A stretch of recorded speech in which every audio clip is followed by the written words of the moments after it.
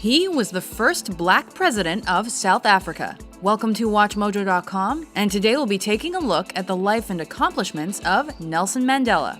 Born July 18, 1918, in a South African village, Nelson Mandela was first in his family to attend school. A talented student who showed rebellious tendencies early on, he was expelled from university for his involvement in a boycott against the institution. It was expected Mandela would become chief of his tribe like his father, but instead he chose to study law. It is absolutely important that you have the knowledge to serve your country and your people. By 1944, Mandela joined the African National Congress, or ANC. This left-wing political party wished to give equal rights and freedoms to the entire country. Within the party, Mandela was part of a group that formed the ANC Youth League, and this offshoot used grassroots methods to get their point across, including boycotts, strikes, and general civil disobedience. That the task of the ANC was to unite the African people and out of them build a nation. In 1948, the National Party was elected to government, and following that, it instituted a legal system of racial segregation called apartheid. Meanwhile, Mandela and the ANCYL continued their non-violent protests against racist policies. For example, Mandela was instrumental in 1952's Defiance Campaign, as well as 1955's Congress of the People. He also served as a lawyer for mistreated black South Africans by opening the country's first black law practice.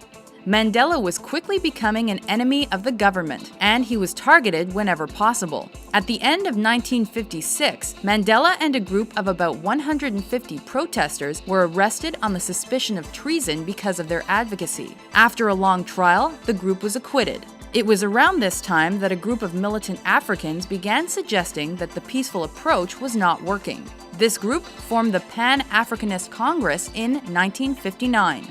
Soon after, Mandela changed his position and proposed that armed conflict was the only way to end apartheid rule. It is useless and futile for us to continue talking peace and non-violence against a government whose reply is only savage attacks. He helped found a military offshoot of the ANC called Umkhonto we Sizwe, and this group specialized in sabotage and guerrilla warfare. Not long after, on August 5, 1962, Mandela was arrested for a strike he had organized the previous year. He was sentenced to 5 years in prison, however, he ended up spending his next 27 years in jail.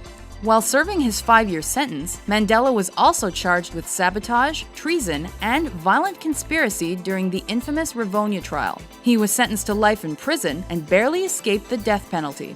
Mandela's first years were spent in a prison on Robben Island, but he was transferred in 1982. He was treated poorly as a black prisoner, however, he did manage to earn a Bachelor of Laws degree through a correspondence program. During this time, Mandela's profile grew, and he became an international symbol of anti-apartheid resistance. On more than one occasion, the government offered Mandela his freedom in exchange for the abandonment of his beliefs. Each time, he refused. After much negotiation, Mandela was finally released on February 11, 1990, at the age of 72 by the country's new president. I wish to put it plainly that the government has taken a firm decision to release Mr. Mandela unconditionally. Mandela then became president of the African National Congress and helped negotiate the end of apartheid laws. On June 17, 1991, the Population Registration Act was repealed, which meant that racial groups were no longer legally separated. This marked the beginning of the end of apartheid rule in South Africa.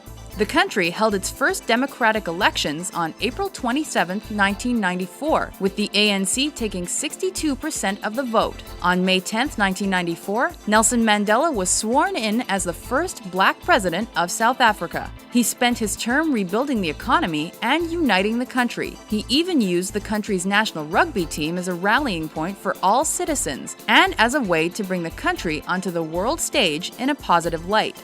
When his term ended in 1999, Mandela retired from active politics. Despite leaving public life in 2004, Mandela convened a group of world leaders called the Elders in 2007. With figures like Desmond Tutu, Jimmy Carter, and Kofi Annan, the group aimed to resolve world problems like poverty, AIDS, and climate change. Among his many honors, he was awarded the Nobel Peace Prize in 1993. Even after leaving public life, Nelson Mandela is one man who continued his lifelong crusade for a better world.